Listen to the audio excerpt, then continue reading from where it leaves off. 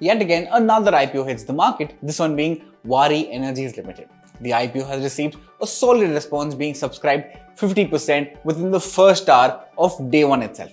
So anyway, in this video, we will cover the business overview, IPO details, the market opportunity, followed by the financials of the company, peer analysis, valuation, and lastly, the strengths and weaknesses. So let's begin. Incorporated back in 1990, Waaree Energies is India's largest PV module manufacturer with 12 gigawatts of aggregate installed capacity. They boast of being India's Fortune 500 company and having a presence in 338 locations nationally and an international presence in over 20 countries. Their product portfolio of solar energy products consists of the following PV modules: multi-crystalline modules, monocrystalline modules, TOPCon modules, integrated photovoltaic modules.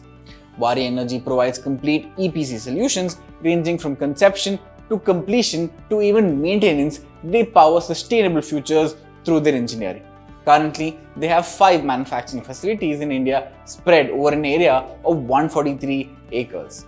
Now moving on to the IPO details. Waaree Energy opens for subscription today on October 21st up until October 23rd and is set to list both on BSE and NSE.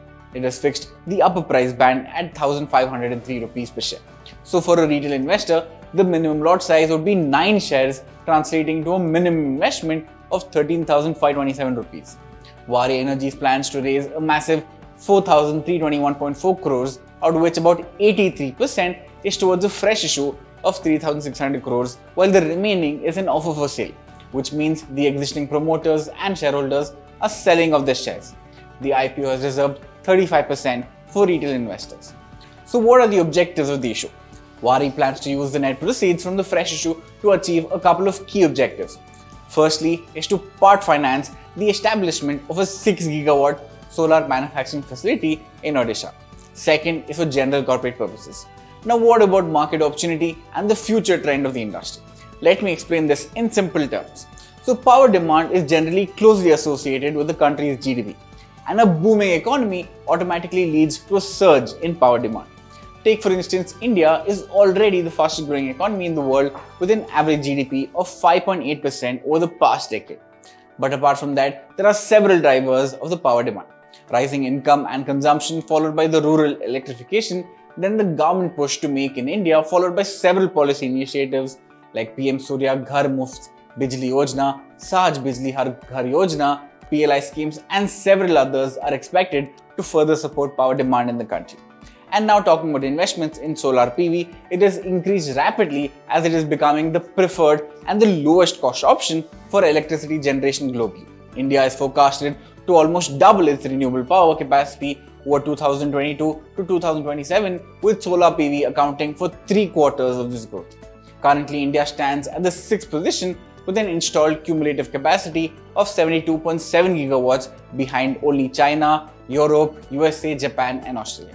And as you're aware, at a forum, Prime Minister Modi announced its target of achieving net zero carbon emissions by 2070 and 500 gigawatts of renewable energy installed capacity by 2030. These ambitious targets have already set the stage, and interestingly, renewable energy installations, including large hydros, have increased 5-fold to approximately 200 gigawatts as of August 2024.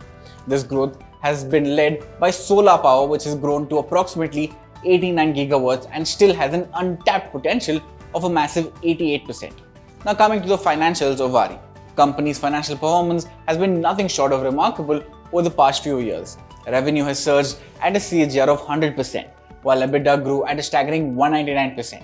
Even more impressive is the PAT, which increased at a CAGR of 299%. Return on equity hit 30.3% in fiscal year 24 compared to 17.7% just 2 years ago, reflecting an average of 24.7% over the last 3 years. Similarly, the return on capital employed remains strong at 26.3% with a 3-year average of 26.6%. These figures clearly highlight the company's ability to not only grow but also improve its margins and operational efficiency along the way.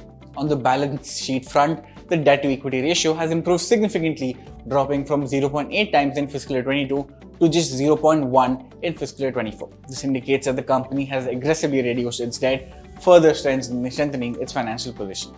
Overall, the company has been able to generate strong returns on investment combined with a strong balance sheet and minimal debt. Now moving on to peer comparison and valuation. Waaree Energies is one of the only companies that manufactures both monocrystalline and multicrystalline solar modules. Hence, none of the companies listed on the market are similar to Waaree. However, two other listed companies with that of Websol and Premier manufacture multicrystalline solar modules. And if you look at the valuation with an upper price band of 1,500 rupees per share, the price to earnings stands at 31.4 times, while one competitor trades at a valuation of 151 times. Hence, Waaree Energies is reasonably priced. Now coming to our last segment with the strength and weaknesses. Let's start with the strengths first. Waaree Energies is the largest solar PV module manufacturer in India and is well positioned to capture industry tailwinds and growth prospects for solar energy in India and globally. Waaree Energies has developed a large and diversified customer base over the years, having strong relationships with customers globally and within India. This is also translated to a strong order book rising from 3.28 gigawatts to 19.93 gigawatts in fiscal year 24. As of June, the order book stands at 16.66 gigawatts. As discussed earlier, Waaree exhibits strong financial performance with revenues and profitability growing immensely over the last 3 years. The margins have also stayed strong, including a healthy balance sheet. Furthermore, with minimal debt, it exhibits superior return ratios. Lastly, Waaree is implementing backward integration to achieve cost savings and improve profit margins.